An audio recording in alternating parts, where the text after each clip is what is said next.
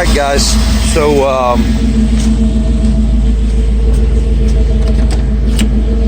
I am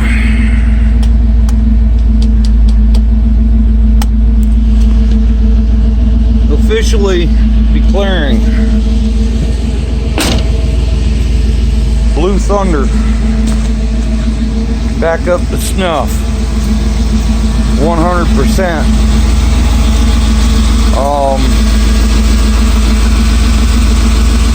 We just did the 500-mile oil change like I was gonna do. Actually ended up at about 600 miles. We put a quart of kerosene in and let it run for about an hour before we change the oil, just to see if we get any more debris out.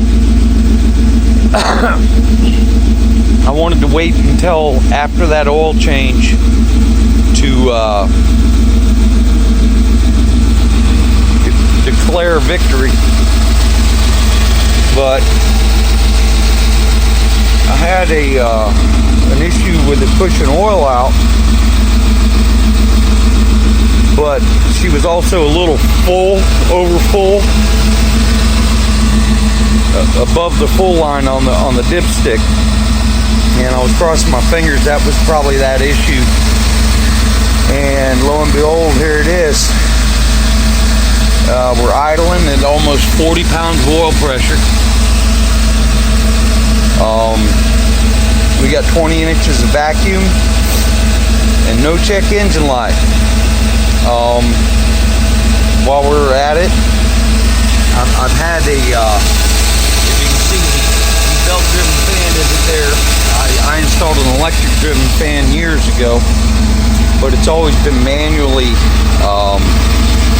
I always had to flip a switch inside, but I broke down and bought a temperature sensor for a 91 Camaro. Had to modify it a little bit, and it's a simple ground. When the engine gets hot enough, it grounds that wire. Let's see, when I originally put the fan in, I found a Volvo sedan with a V8 in it. I got the fan, I got the control relays, and that I manually switched it. Well, anyway, now the cylinder head sensor and the switch are parallel. I still have the option to manually turn it on, but all that works, and Blue Thunder's good to go. You get in there and go anywhere now. All right.